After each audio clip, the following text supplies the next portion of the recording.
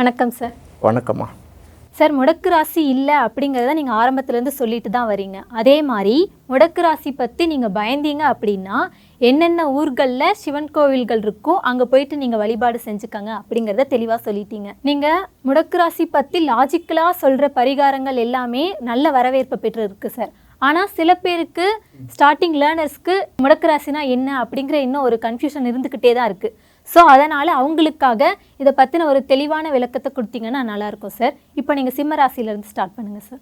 இப்போ நீங்கள் கேட்டது கரெக்ட் தான். என்கிட்ட நிறைய பேர் பேசியிருக்காங்க.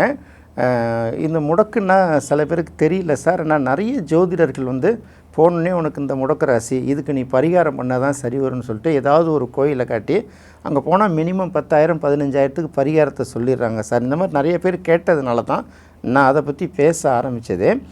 இன்னும் சில பேருக்கு என்னென்னா இதை பேசாமல் இருந்தாவே நல்லா இருந்திருக்குமோ. ஏன்னா நம்மள்ட்ட பார்த்தா அந்த புதுசாக கற்றுக்கிறவங்க ஜோதிடத்தில் ஆர்வம் உள்ள லேடிஸுகள் நிறைய பார்க்குறாங்க. ஏன்னா நமக்கு ஃபோனில் பேசும்போதும் சில கன்சல்டேஷனுக்கு சிலர் வரும்போதும் அவங்க நம்ம மேலே வச்சுருக்கிற நம்பிக்கை தெரியுது. அதில் ஒரு சிலர் இது எனக்கு ஏதோ கொஞ்சம் புதுசாக இருக்கிற மாதிரி எனக்கு புரியலன்னு விளக்கமாக சொல்லுங்கள் அப்படின்னு கேட்டது உண்மை தான். என்கிட்ட ஃபோனில் கூட சில பேர் பேசியிருக்காங்க. இது முடக்குன்னா வேறு ஒன்றும் கிடையாது. குதிரை லாடம் இருக்குல்ல, பார்த்துருக்கீங்களா? லாடம் தான் சொல்லுவாங்க. மாட்டு லாடம்ங்கிறது இந்த பக்கம் ஒன்று இந்த பக்கம் ஒன்று தனியாக அடிப்பாங்க. குதிரை லாடங்கிறது பார்த்திங்கன்னா குதிரையோட குழம்பு ஒன்றா சேர்ந்துருக்கும்ல, அப்போ அதுக்கு தகுந்த மாதிரி வளைவாக ஒரு லாடம் அடிப்பாங்கள்ல, ஹார்ஸ் ஷூ அப்படின்னு சொல்கிறாங்கல்ல. இப்போது ஹார்ஸ் ஷூவோட 2 பக்கம் விரிஞ்சிருக்கும், சென்டரில் குவிஞ்சிருக்கும். இப்படி எடுத்திங்கன்னா இந்த பக்கம் போகும், இப்படி எடுத்திங்கன்னா இந்த பக்கம் போகும்ல. இப்போ இந்த மூல நட்சத்திரத்தை மையப்படுத்தி வச்சுக்கிட்டு இங்கேருந்து சூரியன் எந்த பக்கம் இருக்கோ அதுக்கு நேர் இதில் ஒரு 50 டிகிரியில் சூரியன் இருக்குன்னா அதுலேருந்து ஒரு 50 டிகிரியில் என்ன ராசி இருக்கோ அது முடக்கு ராசி.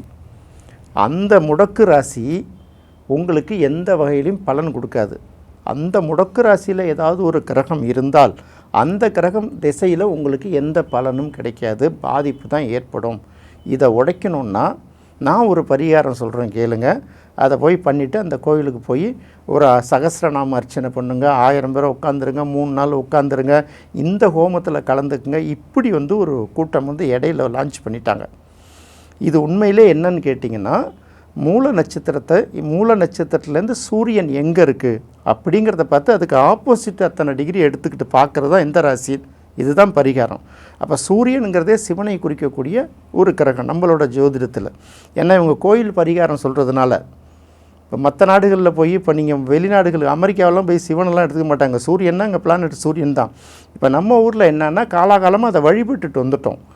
அப்போ சூரியனை மட்டுமே அடிப்படையாக வச்சு இந்த பரிகாரம் சொல்கிறதுனால அப்போ சூரியனுக்குரிய சிவன் கோயில்களால் மட்டும்தான் பரிகாரத்தை சொல்ல முடியும்.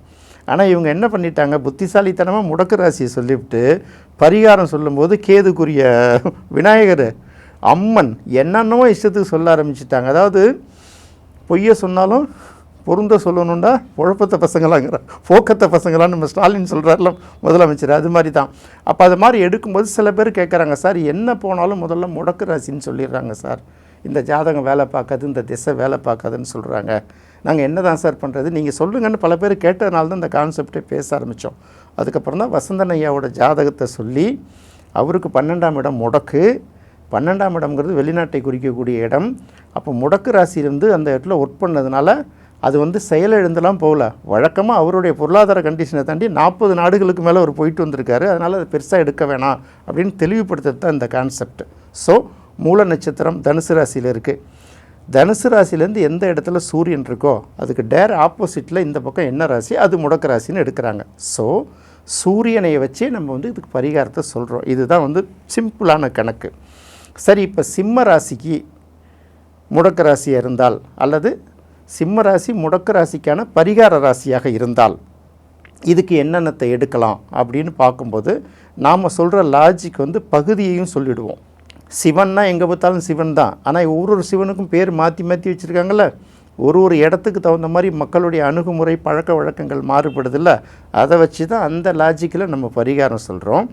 இப்போ நம்ம சிம்ம ராசின்னு வரும்போது என்ன பண்ணுறோம், தமிழ்நாட்டில் புதுக்கோட்டையில் ஒரு பகுதி, சிவகங்கை மாவட்டத்தில் ஒரு பகுதி, அதே போல் பார்த்திங்கன்னா இந்த 2 பகுதியை மேஜராக எடுத்துக்கிறோம் இல்லையா. இதையும் கடந்து திண்டுக்கல் மாவட்டத்தோட சில பகுதிகள் எடுப்போம். இந்த பழனி அது போன்ற பகுதிகள்லாம் வருதில்ல, அந்த பகுதிகளையும் பார்த்துக்கும்போது நாம் சிம்ம ராசியில் எடுத்துக்கிறோம். அப்போ இந்த சிம்ம ராசியில் என்னென்ன நட்சத்திரம் இருக்குன்னு பார்க்கணும். சிம்ம ராசிங்கிறத நம்ம மெயினாக எடுத்துட்டோம். சிம்ம ராசி சூரியனுக்குரிய ராசி இல்லையா? அப்போ சிம்மம் சூரியன். அப்போ சிம்ம ராசி பகுதியில் சூரியனுக்கு உகந்த கோயில் எதுவோ அதுதான் சிம்ம ராசிக்கான முடக்க ராசி பரிகார கோயில். அப்படி பார்க்கும்போது சூரியனுடைய பெயர்களில் என்னென்ன இருக்குது அப்படின்னு பார்க்கும்போது குறிப்பாக சத்தியம் அப்படிங்கிற பேர் வந்து சூரியனை குறிக்கக்கூடிய ஒரு பெயர். அப்போ இப்படி எடுக்கும்போது புதுக்கோட்டை மாவட்டத்தில் திருமயம் அப்படின்னு ஒரு ஊர் இருக்குது. இப்போ நம்ம அமைச்சர் ரகுபதி இருக்கார்ல, திமுக அமைச்சர், அவர் நின்று ஜெயிச்ச தொகுதி தான். அங்கே உள்ள சிவனுடைய பேர் வந்து சத்தியகிரீஸ்வரர். சத்தியம், உண்மை, இப்படி எதை சொன்னாலும் சூரியன் தான். அப்போ அந்த திருமயம்ங்கிறது சிம்மராசிக்குள்ளே வருது. அங்கே இருக்கக்கூடிய சத்தியகிரீஸ்வரரை நீங்கள் எடுத்துக்கிட்டிங்கன்னா உங்களுக்கு அது ஆப்டாக இருக்குங்கிறது நம்ம சொல்லிக்கிறோம். அடுத்தது சூரியனுக்கு பல பேர்களில் ஒன்று வந்து ஆன்மாவை குறிக்கக்கூடிய கிரகம். ஆன்மா தான் ஆத்மா, ஆத்மா தான் ஆன்மா இல்லையா? அதனால் ஆத்மபுரீஸ்வரர் அப்படின்னு பேர் வரக்கூடிய சிவனை எடுத்துட்டோம்னா அது வந்து பார்க்கும்போது ஆவுடையார் கோயில் இருக்குல்ல, அந்த கோயிலில் உள்ள சிவனை எடுத்துக்கலாம். அப்போ ராசி அப்படின்னு பார்க்கும்போது சிம்ம ராசிக்கு முடக்க ராசி பரிகாரமாக எடுக்கும்போது திருமயத்தில் உள்ள சத்தியகிரீஸ்வரர் சாமியையும் ஆவுடையார் கோயிலில் இருக்கக்கூடிய ஆத்மபுரீஸ்வரர் சாமியோ எடுத்துக்கிட்டிங்கன்னா இது வந்து ஒரு பரிகார தலம், உங்களுக்கு பலனுள்ளதாக இருக்கும். இது ஃபஸ்ட்டு கான்செப்ட் புரிஞ்சுக்கணும். இப்போ நிறைய புக்கில் படிப்போம், நெட்டில் பார்ப்போம். வந்தீங்கன்னா நட்சத்திர கோயில்கள்னு ஒரு லிஸ்ட்டு கொடுப்பாங்க, பார்த்துருக்கலாம். இந்தந்த நட்சத்திரத்துக்கு இங்கே இருக்கக்கூடிய கோயில்கள் அப்படின்னு கொடுப்பாங்க. அது என்ன அடிப்படையில் கொடுத்தாங்க, யார் கொடுத்தாங்கன்னு யாருக்குமே தெரியாது. இன்னை வரைக்கும் கேட்டால் அதுதான் சொல்லிக்கிட்டே இருப்பாங்க. அப்போ மேஷராசி அஸ்வினி நட்சத்திரமாக இருக்கிற பட்சத்தில் மேஷராசிக்குரிய இடம் எது, அந்த இடத்துல இந்த அஸ்வினி நட்சத்திரத்தை குறிக்கக்கூடிய கேது பாம்புகளோட தொடர்புடைய சிவன் கோயில் எது, அல்ல வேறு பெயர்களுடைய கோயில்கள் எதுன்னு எடுத்தால் மட்டும்தான் அது நட்சத்திர கோயிலாகவே இருக்க முடியும். இப்போ தான் பார்க்கும்போது எனக்கு என்ன தோணுதுன்னா, இப்போது முடக்கு ராசிக்குன்னு ஒரு பரிகாரம் கொடுத்துருப்பாங்க. சம்மந்தம் இல்லாத ஏரியா, சம்மந்தம் இல்லாத சிவன் பேர், மற்ற எல்லா சாமியும் வருது பாருங்கள். இது போல் யாரோ ஒருத்தவங்க குழப்பி விட்டதை இன்னை வரைக்கும் ஃபாலோ பண்ணிகிட்ருக்காங்களோ என்னவோ அப்படின்னு தோணும். நல்ல வேலை வந்து வசந்தன் ஐயா வந்து அந்த தமிழகத்தை ஆளும் கோள்களுங்கிற கிரகத்தில் இதை தெளிவாக எழுதியிருப்பார். ஏன் அந்த ராசி கிரகத்தை எடுக்கிறோம், எதுக்கு அந்த கோயில் எடுக்கிறோம், அந்த பேர் எடுக்கிறோங்கிறதையும் தெளிவாக சொல்லிட்டு வர்றாரு. அப்படி பார்க்கும்போது அப்போ சிம்ம ராசியில் என்னென்ன நட்சத்திரங்கள் இருக்குது அப்படின்னு பார்க்கும்போது மக நட்சத்திரம் இருக்குது, அப்புறம் பூரம் நட்சத்திரம் இருக்குது, அதுக்கப்புறம் பார்த்திங்கன்னா உத்திர நட்சத்திரத்தோட ஒரு பாதம் இருக்குது. அப்போ இந்த 3 நட்சத்திரத்துக்குரிய கோயில்களை நம்ம ஃபஸ்ட்டு எடுத்துக்கிறோம். அப்போ சிம்ம ராசியில் இருக்கக்கூடிய நட்சத்திரம்னு பார்க்கும்போது முதல் நட்சத்திரம் வந்து மகம் நட்சத்திரம். மகம் அப்படிங்கிறது கேதுவுடைய நட்சத்திரம் இல்லையா? இது வந்து பாம்புகளை குறிக்கக்கூடியது, நாகங்களை குறிக்கக்கூடியது, விஷம்ங்கிற பெயரை குறிக்கக்கூடியது, நஞ்சை குறிக்கக்கூடியது, எப்படி வேணாலும் எடுத்துக்கலாம் இல்லையா? அப்படி பார்க்கும்போது இதே சிவகங்கை மாவட்டத்தில் காரைக்குடின்னு ஒரு ஊர் இருக்குல்ல, காரைக்குடியை தெரியாதவங்களாம் இருக்க முடியாது. ஏன்னா காரைக்குடிங்கிறது அவ்வளோ உலகம் முழுக்க ஒரு புகழ்பெற்ற ஒரு பெயர் இல்லையா? அந்த காரைக்குடியில் இருக்கக்கூடிய நாகநாத சுவாமியை வந்து மகத்துக்கான முடக்கு ராசி பரிகார தலமாக எடுத்துக்கலாம். அப்போ நாகமுகுந்தன் குடி அப்படின்னு ஒரு ஊர் இருக்குது சிவகங்கை மாவட்டத்தில்.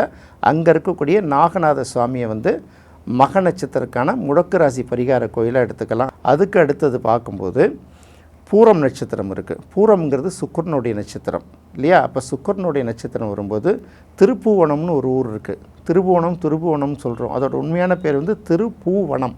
திருப்புவனத்தில் இருக்கக்கூடிய புஷ்பவனேஸ்வரர் அப்படிங்கிற ஒரு கோயில் இருக்குது, சிவன் கோயில். இதை வந்து பூர நட்சத்திரத்துக்கான பரிகார கோயில்களாக எடுத்துக்கலாம். அதே போல் புதுக்கோட்டை மாவட்டத்தில் திருமணஞ்சேரின்னு ஒரு ஊர் இருக்குது. எல்லாருக்குமே மயிலாடுதுறை பக்கத்தும் குத்தாலம் பக்கத்தில் இருக்கக்கூடிய திருமணஞ்சேரி தான் சொல்லுவாங்க. எல்லாருக்கும் போனால் கல்யாணம் ஆகும் அப்படின்னு சொல்லுவாங்க. அந்த கோயில் இல்லை, இது வந்து புதுக்கோட்டை மாவட்டத்தில் இருக்கக்கூடிய திருமணஞ்சேரி அப்படிங்கிற ஊரில் பார்த்திங்கன்னா சுகந்த பரிமளேஸ்வரர் அப்படின்னு பேர். சுகந்தம்னாலே நறுமணத்தை குறிக்கக்கூடியது, பரிமளம்னாலும் நறுமணத்தை குறிக்கக்கூடியது. அப்போ சுகந்த பரிமளேஸ்வரர் இருக்கு இல்லையா, அந்த கோயில் வந்து சிம்ம ராசியில் இருக்கக்கூடிய பூர நட்சத்திரத்துக்கான பரிகார கோயிலாகவும் முடக்கு ராசிக்கான பரிகார கோயிலாகவும் நாம் எடுத்துக்கலாம். அடுத்து வந்து உத்திர நட்சத்திரம் இருக்குது. உத்திர நட்சத்திரத்தோட ஒரு பகுதி இருக்குது. இப்போ இதில் இருக்கக்கூடிய உத்திர நட்சத்திரத்துக்கு என்ன கோயில் எடுத்துக்கலாம்னா, இதுவும் பார்த்திங்கன்னா ஆவுடையார் கோயிலில் இருக்கக்கூடிய ஆத்மபுரீஸ்வரர் இந்த டெம்பிள் எடுத்துக்கலாம். இது இல்லாமல் கீரமங்கலம், புதுக்கோட்டை கீரமங்கலத்தில் மெய் நின்றநாதர் அப்படிங்கிற பேரில் ஒரு சிவன் கோயில் இருக்குது. மெய் அப்படின்னு வந்தாலே முடிஞ்சு போச்சா, சிவன் தானே, உண்மையை குறிக்கிறது இல்லை. அப்போ சூரியனை குறிக்கிறதுனால மெய் நின்றநாதர் இந்த மாதிரி கோயில்களையும் அவங்க வந்து முடக்கு ராசிக்குரிய பரிகார கோயிலாகவும் நட்சத்திர கோயில்களாகவும் எடுத்துக்கொள்ளலாம். நிச்சயமாக வந்து இது ஜோதிடத்தை ஆர்வமாக கற்றுக்கணும்னு நினைக்கிறவங்களுக்கு, ஜோதிடத்தில் நம்மளை நம்பி வர்றவங்களுக்கு 4 பாயிண்ட் சொன்னாலும் பொய் சொல்லாமல் கலப்படம் இல்லாமல் சொல்லணும்னு நினைக்கிறவர்களுக்கு இது பயனுள்ளதாக இருக்கும்னு சொல்லிட்டு நான் நம்புகிறேன். சார் முடக்கு ராசினா என்ன அப்படிங்கிறத குதிரை லாடத்தை வச்சு ரொம்ப தெளிவாக அழகாக சொன்னீங்க சார். குதிரை லாடத்தோட சிம்பிளை தான் நீங்கள் நம்மளோட தமிழ்லையும் யூஸ் பண்ணிட்டு வரீங்க முடக்கு ராசி வீடியோக்களில். சிம்ம ராசி முடக்கு ராசியாக இருந்து அதுவே லக்னமாக இருந்துச்சு அப்படின்னா என்னென்ன கோவில்களுக்கு போகணும், என்னென்ன பரிகாரம் பண்ணணும் அப்படிங்கிறதையும் தெளிவாக காரணத்தோட ஒரு விளக்கம் கொடுத்தீங்க சார். ரொம்ப நன்றி சார். நன்றிம்மா.